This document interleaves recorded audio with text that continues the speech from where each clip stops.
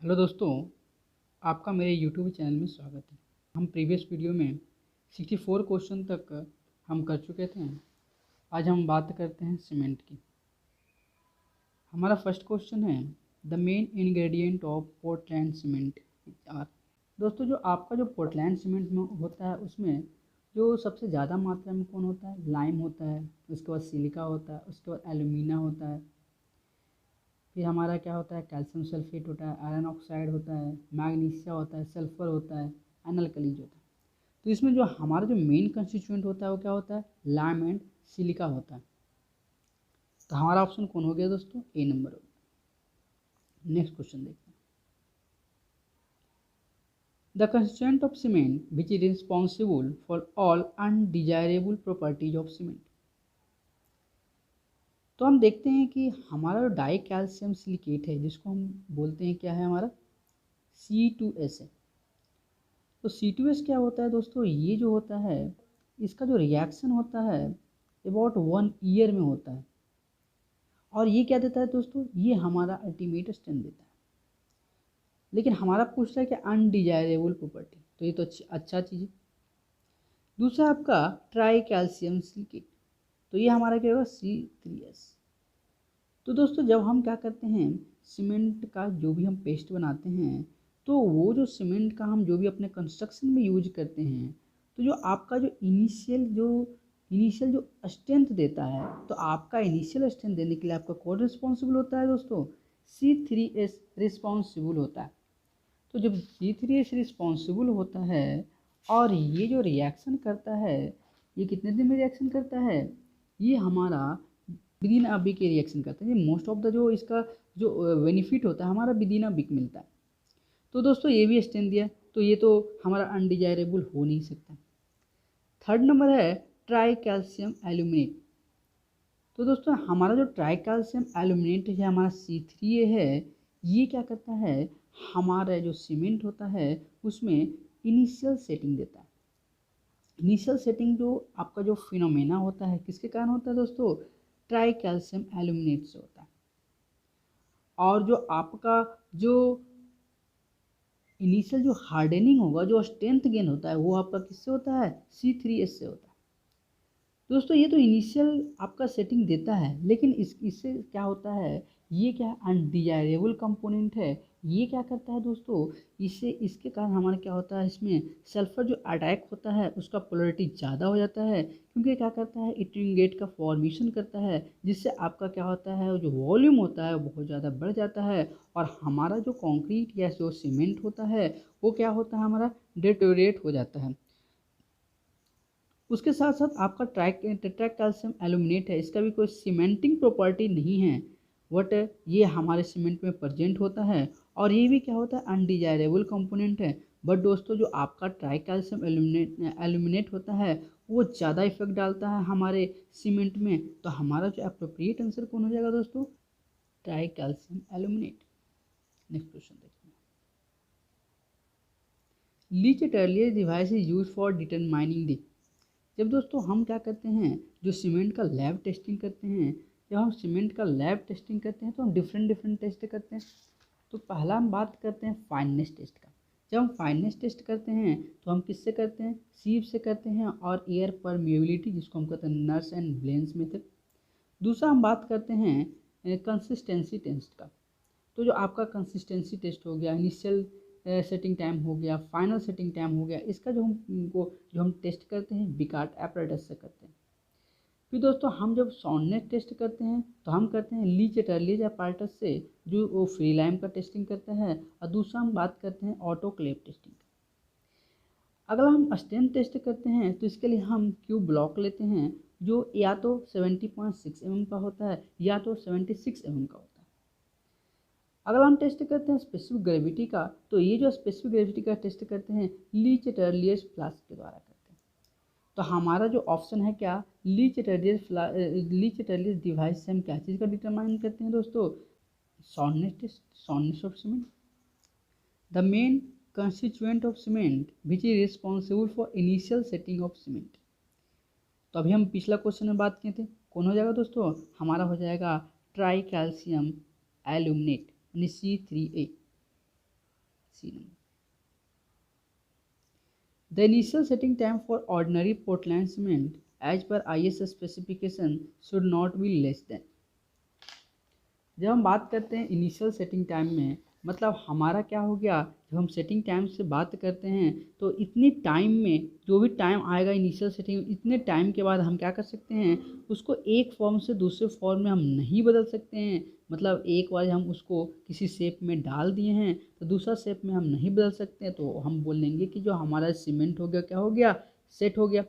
तो हमारा क्या है कि अगर हमारा पोर्टलैंड सीमेंट होता है दोस्तों, तो इसका जो आपका इनिशियल सेटिंग टाइम कितना होता है, 30 मिनट। अगर हम बात कर दें क्विक सेटिंग सीमेंट का, अगर क्विक सेटिंग सीमेंट का बात करेंगे तो इसका जो आपका इनिशियल सेटिंग टाइम कितना होता है, 5 मिनट होता है। अगर हम लो हीट सीमेंट की बात करते हैं, लो हीट सीमेंट की बात करते हैं तो इसका कितना होता है दोस्तों, 1 आवर होता है। अगर हाई एल्यूमिना सीमेंट की बात करते हैं तो इसका होता है 3.5 hour. Next question, as per IS specifications, the maximum final setting time for ordinary Portland cement should be। तो जब हम मैक्सिमम फाइनल सेटिंग टाइम में बात करेंगे, मतलब जो हमारा जो सीमेंट है हार्डनेस ले चुका है, तो इसको हम क्या बोलेंगे, फाइनल सेटिंग टाइम बोलेंगे। तो हमारा क्या हो गया कि इसके लिए हम क्या करते हैं, फाइनल सेटिंग टाइम के लिए हम क्या करते हैं, बिकाट apparatus में हम कॉलर यूज करते हैं और उसको हम इस पर अगर वो हमारा जो कॉलर का जो नीडल होता है अगर इम्प्रेशन दे देता है, लेकिन जो कॉलर का जो सर्किल होता है वो इम्प्रेशन नहीं देता है, तो हम बोलते हैं कि हमारा जो सीमेंट है वो फाइनली सेट हो गया। जब ऑर्डिनरी पोर्टलैंड सीमेंट की बात करते हैं तो इसमें जो हमारा कितना होता है दोस्तों, इसमें हमारा 10 आवर्स होता है। इसी प्रकार अगर हम बात कर दें क्विक सेटिंग सीमेंट का, अगर क्विक सेटिंग सीमेंट का जो फाइनल सेटिंग टाइम कितना होता है, 30 मिनट होता है। अगर हम बात कर दें हाई एल्यूमिना सीमेंट का तो इसका कितना होता है, हमारा 5 आवर्स होता है। Next question, for testing compressive strength of cement the size of cube use. जब हम बात करते हैं कंप्रेसिव स्ट्रेंथ ऑफ सीमेंट का, जब इसका हम लैब टेस्टिंग करते हैं तो हम क्या करते हैं, 2 क्यूब यूज करते हैं। एक तो हमारा होता है 70.6 mm का और दूसरा क्या होता है हमारा 76 mm का। तो जब हम बात करते हैं 70.6 mm का, तो इसमें 185 ग्राम हमको सीमेंट का आवश्यकता होता है। और अगर हम 76 mm का करते हैं तो वहाँ 235 ग्राम सीमेंट का आवश्यकता होता है। तो हमारा ऑप्शन कौन हो जाएगा दोस्तों, बी नंबर। इसी प्रकार अगर हम कंक्रीट का टेस्ट करते हैं तो हम कंक्रीट में बात करेंगे।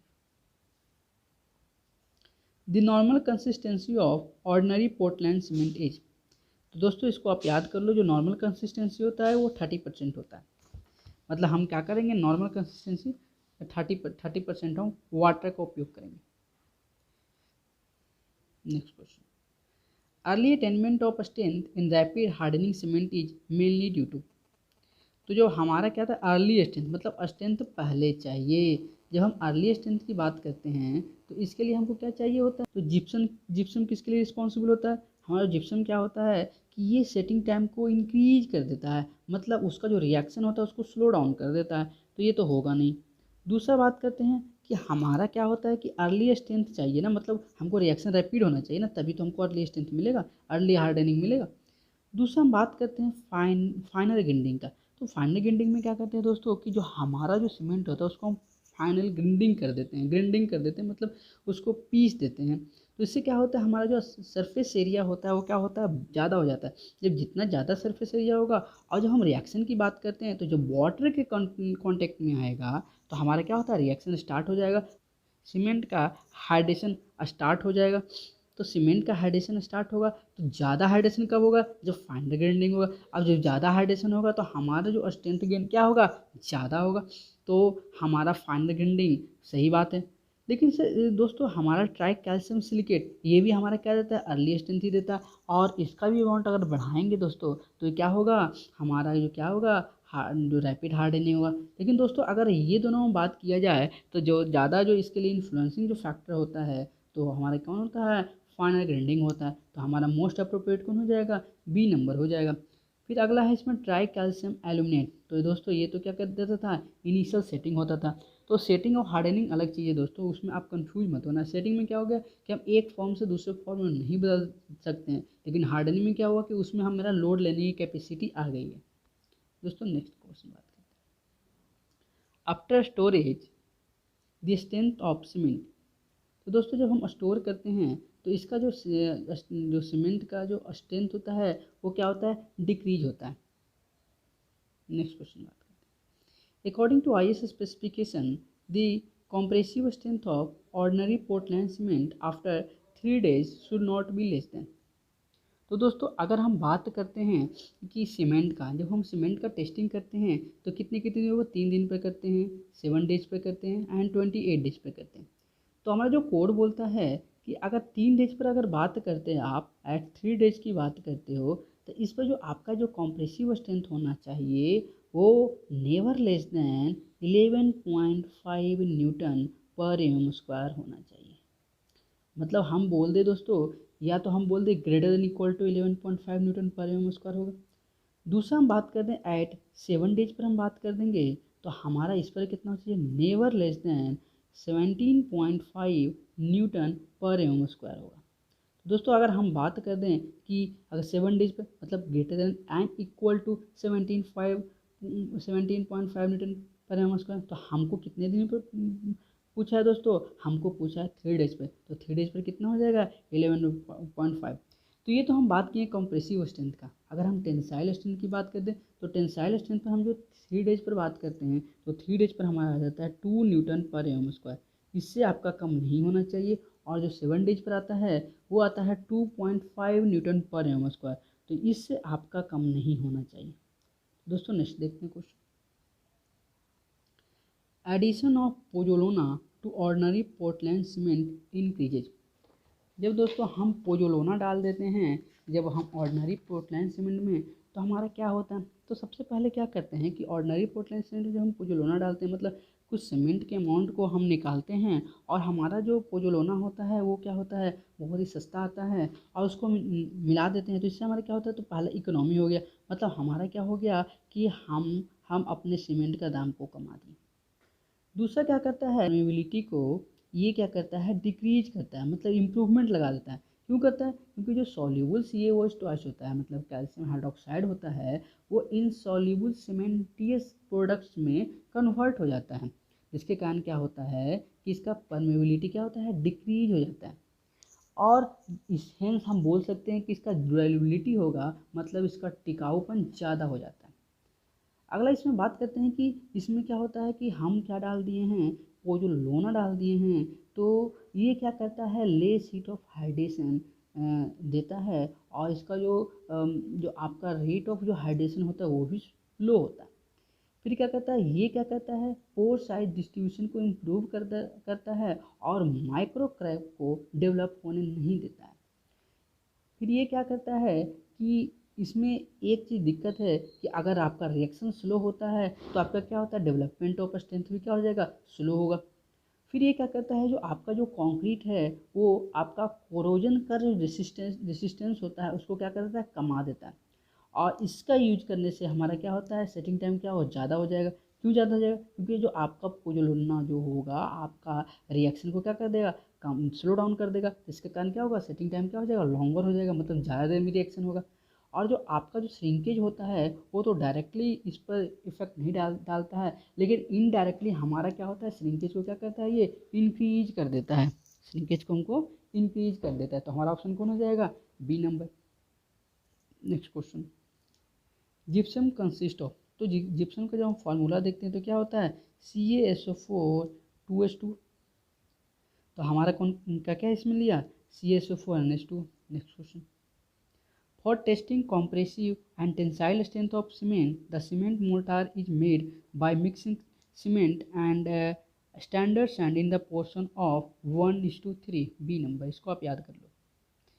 Next question, the slump recommended for concrete is what for the slump recommended for mass concrete is about। जब मास कंक्रीट करते हैं दोस्तों तो इसका जो आपका हो जाता है 25 to 50 mm। तो अगर हम देखते हैं कि अगर हमारा रोड कंस्ट्रक्शन के लिए करना है तो इसमें हमको कितना का जरूरत होता है, 20 से 40 mm। अगर हमारा क्या है, concrete for tops of curves, parapets, piers, slabs and walls that are horizontal members, तो इसके लिए कितना का जरूरत होता है हमारा, 40 to 50 का। कंक्रीट फॉर कैनाल लाइनिंग के लिए 70 to 80 concrete for arches and side wall of tunnels इसके लिए 90 to 100 नॉर्मल आरसीसी वर्क के लिए 80 to 150 and concrete to be vibrated तो उसके लिए हमको 10 to 25 स्लम का आवश्यकता होता है, इतना रिकमेंडेड वैल्यू है। तो नेक्स्ट क्वेश्चन देखते हैं। With increase in moisture content the bulking of Sands, तो हमारा क्या होता है कि अगर हमारा ड्राई सैंड है उसमें हम वाटर डालते हैं, जब हम वाटर शुरू में इनिशियली हम पोरिंग करते हैं तो क्या होता है कि थिन फिल्म ऑफ वाटर आपके जो सैंड पार्टिकल्स होता है उसके चारों ओर बन जाता है। तो जब थिन फिल्म बन जाता है तो ये क्या करता है कि ये surface tension on the particles act करता है, मतलब पार्टिकल्स का सरफेस टेंशन एक्ट करेगा, जिससे क्या करेगा एक पार्टिकल दूसरे पार्टिकल से दूर होना चाहेगा। तो इस केस में हमारा क्या होता है कि जो वॉल्यूम ऑफ सैंड क्या होता है इंक्रीज हो जाता है, और ये अबाउट 5 to 6% पर देखा जाता है। तो अब जैसे जैसे क्या करते हैं कि मॉइस्चर को हम बढ़ाते हैं, मतलब वाटर हम इसमें ऑयल डालते हैं, तो क्या होता है ये जो हमारा जो फिल्म है वो ब्रेक हो जाता है और हमारा सरफेस टेंशन का कोई एक्सिस्टेंस नहीं रह जाता है। एंड देन आफ्टर हमारा क्या होता है वॉल्यूम ऑफ सैंड होता है वो कमने लगता है, और इस फेनोमेना को हम क्या बोलते हैं वर्किंग ऑफ सैंड बोलते हैं। तो हमारा कौन हो जाएगा दोस्तों, तो हमारा हो जाएगा first increases to a certain maximum value and then decreases. Next question देखते हैं। Which of the following cement is suitable for use in massive concrete structure such as large dams? तो दोस्तों हमारा लार्ज डैम मतलब एक बड़े amount में dam हम बना रहे हैं, मतलब बहुत बड़ा डैम बना रहे हैं। तो दोस्तों हम इसमें क्या यूज करते हैं लो हीट सीमेंट का, क्योंकि अगर हमारा हीट निकलता है सीमेंट से तो हम मास कंक्रीटिंग कर रहे हैं, मतलब एक जगह बहुत अमाउंट ऑफ कंक्रीट को हम पोर कर दे रहे हैं। तो उससे क्या होगा अगर हीट निकलेगा ज़्यादा अमाउंट में तो हमारा क्या हो जाएगा क्रैक्स डेवलप हो जाएगा, तो हमारा स्ट्रक्चर क्या हो जाएगा डिटेरियोरेट हो जाएगा। तो हमको क्या करना है स्ट्रक्चर को सेव करना है, तो इसके लिए हम क्या करेंगे लो हीट सीमेंट का उपयोग करेंगे, जिसमें हमारा क्या होगा लो हीट सीमेंट में C3S अमाउंट को कम कर देते हैं और C2S को बढ़ा देते हैं, क्योंकि C2S क्या होता है आफ्टर ईयर, मतलब एक ईयर के वॉट में ये रिएक्शन स्टार्ट करता है। फिर हमारा क्या rapid hardening cement, rapid hardening cement में क्या देगा हमको इनिशियली में बहुत तेज़ी से रिएक्शन होगा, तो मतलब क्या होगा एक high amount of heat release करेगा, जिससे क्या होगा हम उसका उपयोग नहीं कर पाएंगे क्योंकि हमारा क्रैक्स डेवलप हो जाएगा। तो सल्फेस रेसिस्टिंग सीमेंट, तो सल्फेस रेसिस्टिंग सीमेंट में दोस्तों हम सिंपली क्या करते हैं इसमें C3 अमाउंट को क्या कर देते हैं कमा देते हैं, लेकिन इससे क्या होता है ये हम मैरीन स्ट्रक्चर्स में या हमारा जो सीवर होता है जहाँ पर सल्फ़र का एक्शन करने की पॉसिबिलिटी ज़्यादा होती है वहाँ पर हम इसका उपयोग करते हैं। तो दोस्तों नेक्स्ट क्वेश्चन देखते हैं। Proper amount of intend air in concrete results in, तो दोस्तों अगर हमारा क्या होता है कंक्रीट में हम एयर को इंट्रैप करा देते हैं तो हमारा क्या होगा बबल बबल दिखेगा, जो बबल बबल दिखेगा तो क्या करेगा एक सर्किल टाइप का बनाएगा, और ये क्या देगा अच्छा बेटर वर्केबिलिटी देगा। और क्या कर देगा जब इसमें जो फ्रीजिंग और थॉइंग होगा तो फ्रीजिंग और थाइंग में एक अच्छा रेसिस्टेंस प्रोवाइड करता है, मतलब पहला और दूसरा दोनों सही है। तो दोस्तों हमारा क्या हो जाएगा option A number. Next question देखते हैं। The most commonly admixture which is used to accelerate the initial set of concrete is, अब हम क्या कर रहे हैं दोस्तों जो सेटिंग जो टाइम है उसको हम क्या कर रहे हैं इंक्रीज कर रहे हैं ऐसा। The most common admixture which use to accelerate the initial set of concrete is, मतलब इनिशियल सेट को एक्सीलरेट करना है, मतलब अगर हम बोलते हैं कि जो सीमेंट आपका 30 मिनट में सेट हो रहा था उसको आपको 20 मिनट में सेट करा देना है, तब ने एक्सीलरेट कर दिया। मतलब आप गाड़ी चला रहे हैं तो अगर आप 2 गियर पर चला रहे हैं आपको तेज़ी चलाना है तो आप 4 गियर पर करते हैं ना दोस्तों। तो हम क्या करते हैं गाड़ी को ज़्यादा एक्सीलरेशन देते हैं कि जल्दी से हमारा स्पीड गेन कर ले। तो उसी प्रकार हम क्या करेंगे इसमें हम क्या करेंगे कि हम कैल्शियम क्लोराइड का उपयोग करेंगे, क्योंकि हमारा जिस्म क्या होता है ये रिटार्ड करता है, मतलब स्लो रिएक्शन करवाता है। तो हमारा जो कैल्शियम क्लोराइड होता है अबाउट 2%, मतलब हम 2% से ज़्यादा नहीं बढ़ाएंगे ये कैल्शियम क्लोराइड का। तो हमारा क्या होता है ये क्या कर देता है एक्सेलरेटर का काम करता है। लेकिन अगर हम 2% से ज़्यादा करते हैं तो हमारा अगेन क्या होता है, श्रिंकेज वगैरह बहुत ज़्यादा बढ़ जाता है। तो हम क्या करते हैं, इसको 2% से ज़्यादा नहीं लेते हैं कैल्शियम क्लोराइड को। तो हमारा जो ऑप्शन हो जाएगा कौन हो जाएगा दोस्तों, बी नंबर। और हमारा जो कैल्शियम कार्बोनेट है क्या है, हमारा लाइम है, लाइमस्टोन है। Next question, the maximum quantity of calcium chloride used as an accelerator in cement in percentage by weight of cement is। तो अभी हम बताए थे दोस्तों, इसका हम क्या लेते हैं, 2% से ज़्यादा नहीं लेते। Next question, basic